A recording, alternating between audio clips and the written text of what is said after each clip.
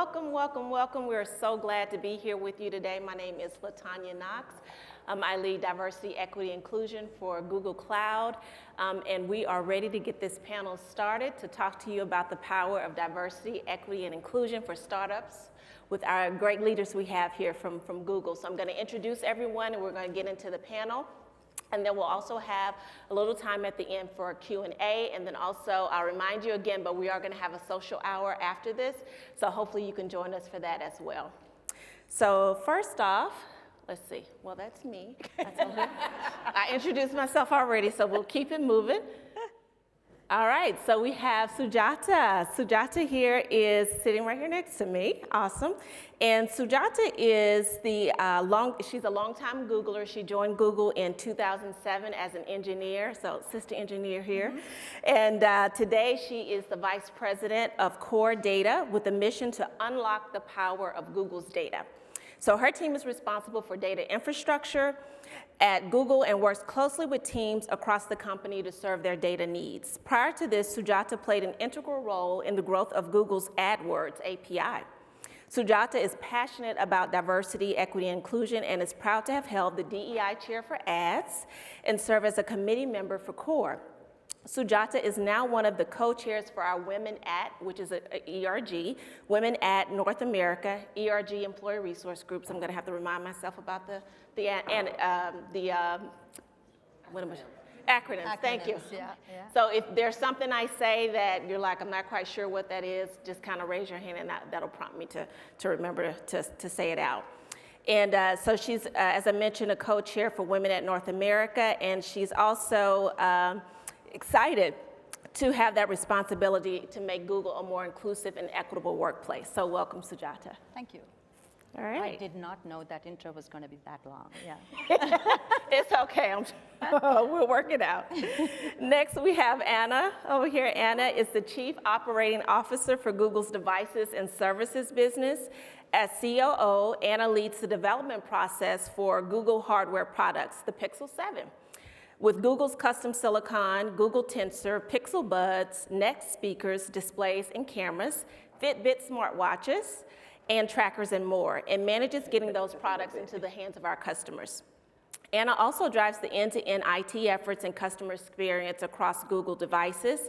She holds several leadership positions across Google and is a member of Women at Google Board and is an executive sponsor to OLA, which is Google's Latinx Employee Resource Group. Anna also sits on Google's Advanced Technology Review Council for AI principle-related topics and on the Trust and Compliance Steering Committee.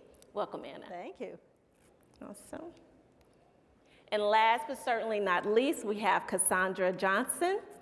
Cassandra is the VP for Customer Care for Google Devices and Services, part of Google Users and Products, a global consumer user and product support organization. She's responsible for managing key strategic business partnerships across Americas, Europe, the Middle East, and Asia, helping to support Google's hardware and services portfolio worldwide.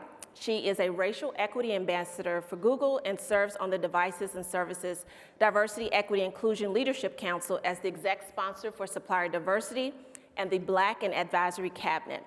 Cassandra also serves as the executive sponsor for the Black Googler Network, as the Women at Google Global Co-Chair, and as a member of the Google Black Leadership Advisory Group. Welcome, Cassandra. Welcome. All right, we can do better. All right. All right, so we are pleased to have you all here with us today, so thank you so much. And so we're gonna get into this conversation about diversity and why diversity is so important to our startups. So we're gonna dive right in and talk a little bit about creativity and innovation in diversity. So we'll start with you, Anna. So why is it important that startups embrace different cultures, perspectives, and ideas? Look, I've done, I guess, three or four startups myself, including some that were my own with my sister. And I think what's become really more and more clear is that whatever product you're building, and I'm a product person, I've been doing them forever, is that it has to represent your user base. And your user base is really diverse, even if you don't think, even if you don't think about it that way. One of the biggest things a product person will first start with is who's going to be using my products, under what conditions are they going to be using my products, And when you start really clicking and clicking and clicking into those really important questions that are going to be critical for your product to be successful in market fit, this diversity point is really important. And I think that's, one of the biggest things. I will just use an example. Oh, I don't have it with me, but we do make Pixel phones. And I remember this was a session, the design lead for our group is a woman, it's Ivy Ross, very famous person. And her and I were in a meeting. Well, we ran late to this decision meeting where we were going to talk about sort of the final dimensions of the phone. When we got there, they had decided some dimensions. And then her and I grabbed it, and we were both like super uncomfortable with it. We're like, that's just like not going to work. Like it's way too wide. Look at how uncomfortable it is for us. So, these are really tiny things. Like we're talking about, millimeters here, but it makes a huge difference. So I think any company that truly thinks deeply about their users and really thinks deeply about what their experience is going to be like will be way better off from the very scratch. So I always say, the makers should reflect the users. And I think that's the best way that I can summarize why I think it's such an important part for diversity from the bat. And you can tell, by the way, you can tell by the colors, dimensions, you can tell if somebody thought about it or not. Yeah, I love that. The designer the product should represent the users. Yes. So really designing with users in mind is critically important. Awesome. Cassandra, your thoughts on this one? Yeah, I think just to add on and complement what Anna said is, I think even though we exist in this global world, our global is like right in front of us. And I think, as I owned a company before, a fashion company before, but anyhow, when you think about your audience right in front of you or your customers right in front of you, they come from all kinds of backgrounds and so forth. And part of the beauty of that too is they bring who they are and their authenticity and their cultures too. So in order to engage, you have to, just be mindful and just embrace that uniqueness, which I think it just make your product or whatever it is, services, that much more applicable and relevant to that customer base. And the most powerful thing is when you have these different entities, individuals, spreading the word of how great your product is in so many different perspectives because it resonated with them, like that is just so amazing. Oh, that's awesome. So making products that are impactful for the user as well. Awesome, awesome. And Sujata, your thoughts? I think they've really covered it all. The only thing I would add is I think the basic frame of a startup is all around innovation, right? You are working on new ideas that nobody else is working on, and I think this is where your diverse perspectives are what is going to drive that innovation. If you don't have people with different backgrounds, bringing different perspectives, you're going to be an echo chamber. I can tell you that. And I think if you want to innovate, you want to move fast, you want to be agile, you want to be adaptable, I think you got to embrace the different cultures and bring people from all the backgrounds so that you can build what the customer needs, basically. Get out of your bubble, yeah. Yeah. Awesome, I love that. The power of diversity in that.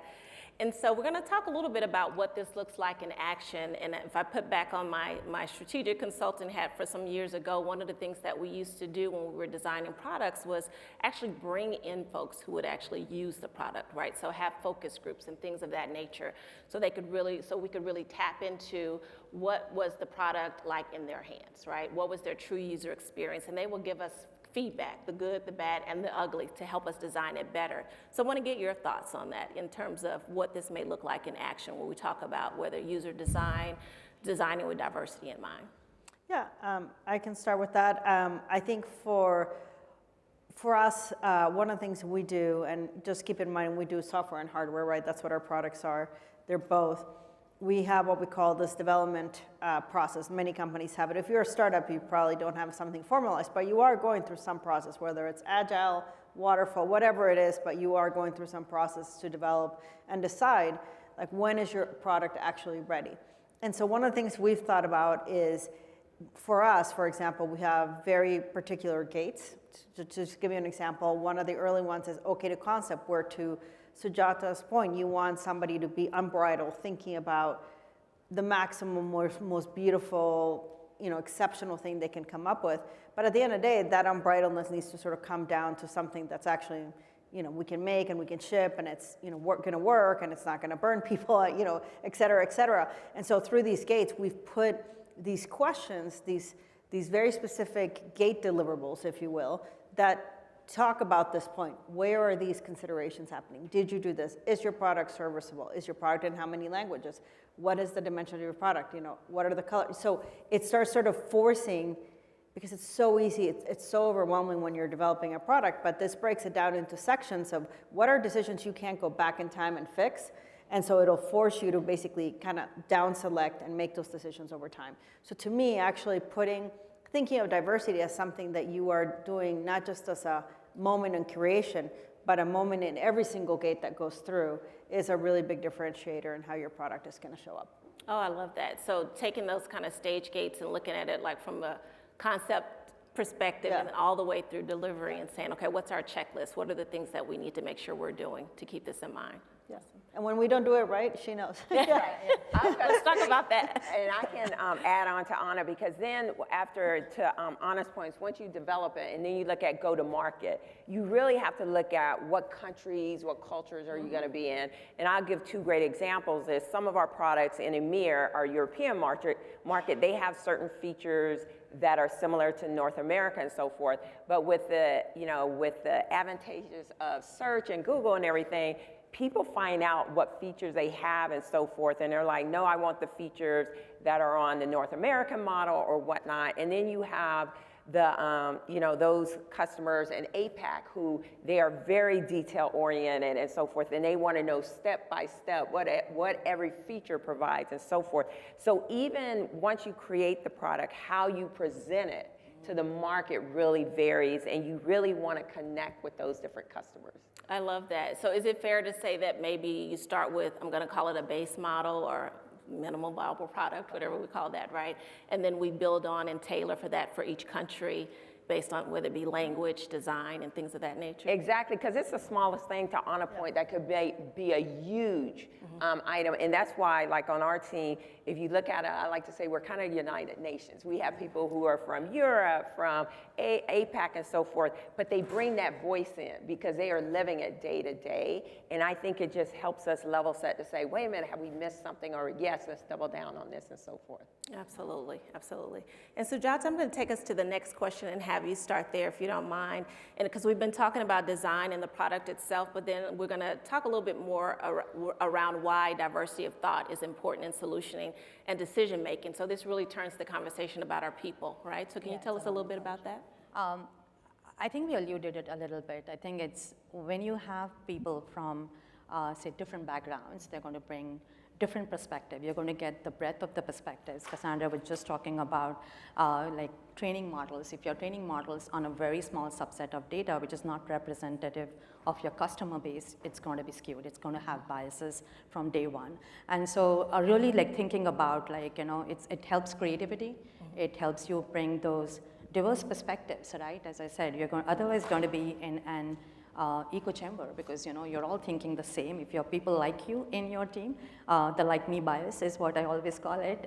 You're going to be thinking exactly the same, and nobody's challenging the status quo, which means you're stifling innovation in some aspect. And so I do believe that it's going to help you make faster decisions. It's also going to help you make better decisions, and that will truly push the boundaries of innovation in that.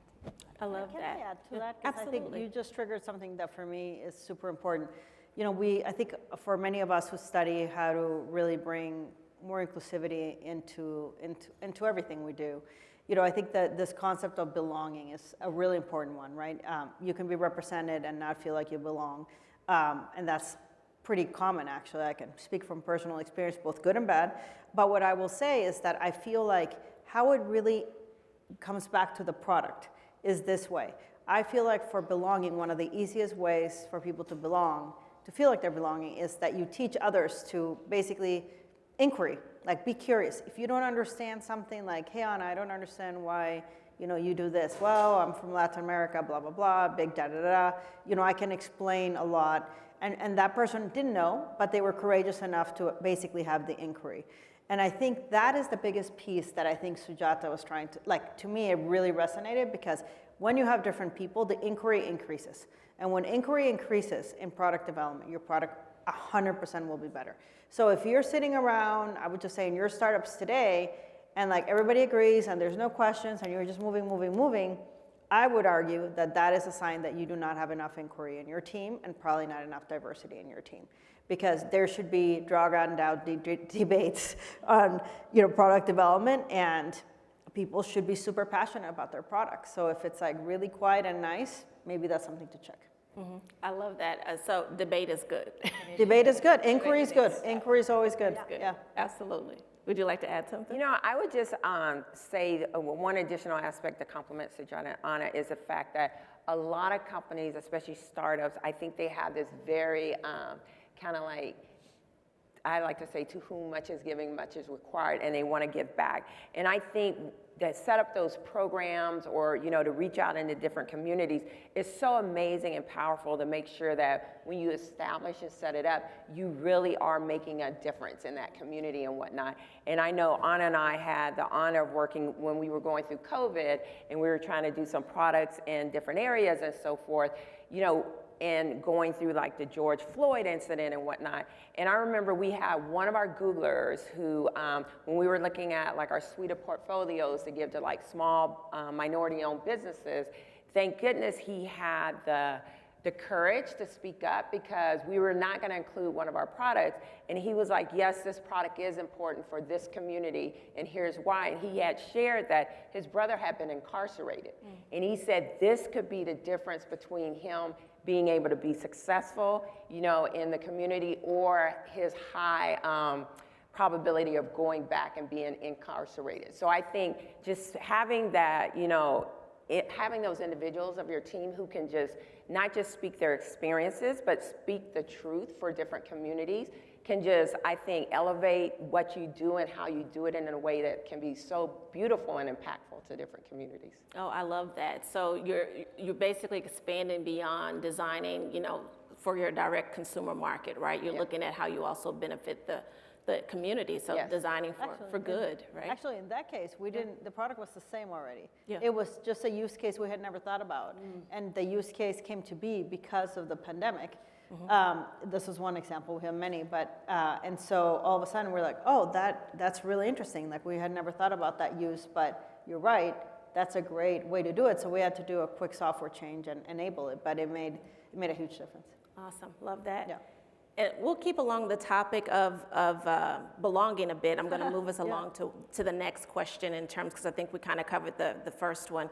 But in terms of, when we talk about employee voice on belonging and how this can help attract and retain a representative workforce. So again, kind of talking along the people side of things, but also I think all three of you play very important roles in that work in Google, and would love for you to share with the audience. So, Sujata? Oh, okay. I love belonging. I mean, just the concept of it, because I think it was something that was missing when we were talking about just D&I in the beginning. And it's for you to be your authentic self, I would say. And having, I'm coming from as a woman of color, and someone who did not grow up here, suffered a lot in the beginning, I feel like, especially in meetings where my voice didn't matter in many meetings, or even if I said something, even if I had a voice, nobody validated it or even amplified it, which meant like I didn't feel like I belonged, right? So it may look like, you said something important in a meeting, but if nobody validated, that sense of belonging goes all off, and that feeling of being the only one gets amplified. And to me, I think that is what needs to be fixed. You may get everything right in getting your diversity goals and hiring the right people, but if you can't retain them and if you can't feel like they belong, they're not going to thrive, they're not going to be their best self, and they're not going to perform, and I've seen it for myself. The days when I feel like my voice mattered, I feel like I belong, I'm giving my best, and I know I can do better. Yeah. Absolutely. Cassandra? Yeah, I think Sujata, I think, said it beautifully. And I think another aspect is I also want to acknowledge and show appreciation, right, for allies, because I think allies are so critical and so important.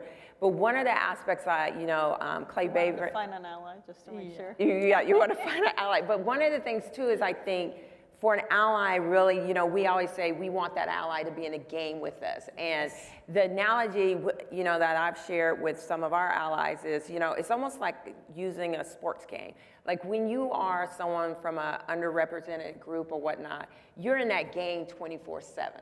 You do not get a timeout. Whereas some of our allies who have the best intentions, they do have the benefit, or if you want to say luxury, to say, hey, coach, I need a timeout. And I think it's those allies who can understand and appreciate that they are an ally, but they have that option to get out the game or take a timeout. And people, you know, in the URGs do not. It's 24/7, whether it's 9 to 5 at work or after. Like, I'm always a female, I'm always a person of color, and so forth. And I think that is why it's so critical to have different representation, because not just for that sense of belonging, but a sense of understanding and appreciation. And one of the things that, you know, for those who may not know, like, I was hired into Google because of Anna. And I always tell people that not every invitation is the right invitation.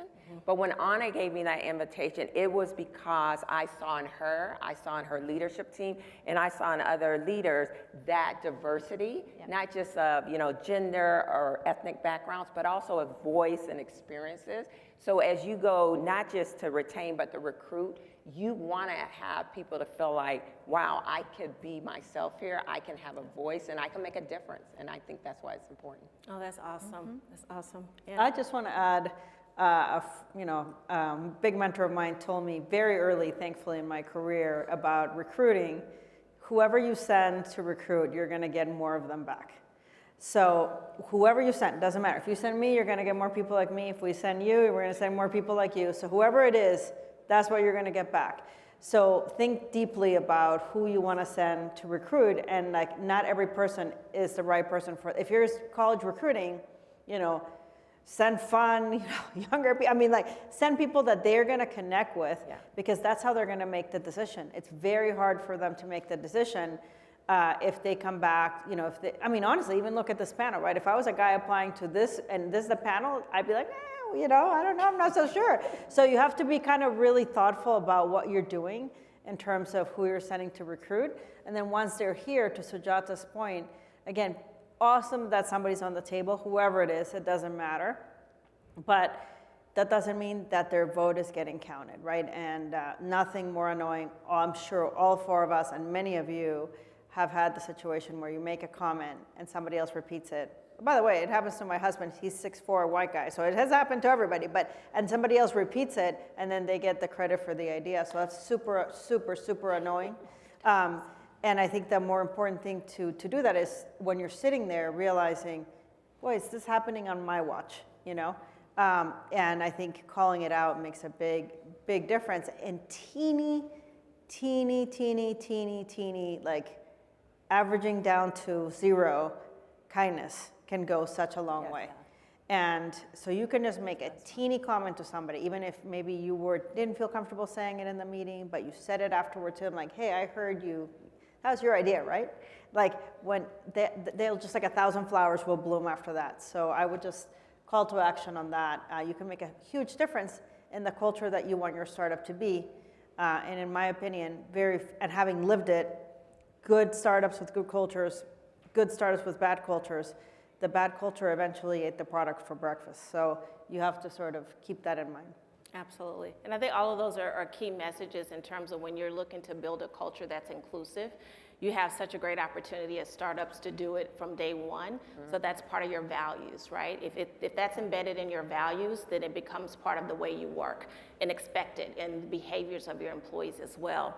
And the other thing I want to call out in terms of attracting a representative workforce is be open to exploring non-traditional channels, right? Yeah. So instead of going to the same schools, or maybe the schools you may have attended or what have you, if you want to attract a representative workforce, be open to going to historically Black colleges and universities, Hispanic serving institutions, community colleges, technical colleges. You'll be amazed at the talent that you find there to create a more representative workforce. So just wanted to share that as well. Great, awesome, great. Yeah. Awesome.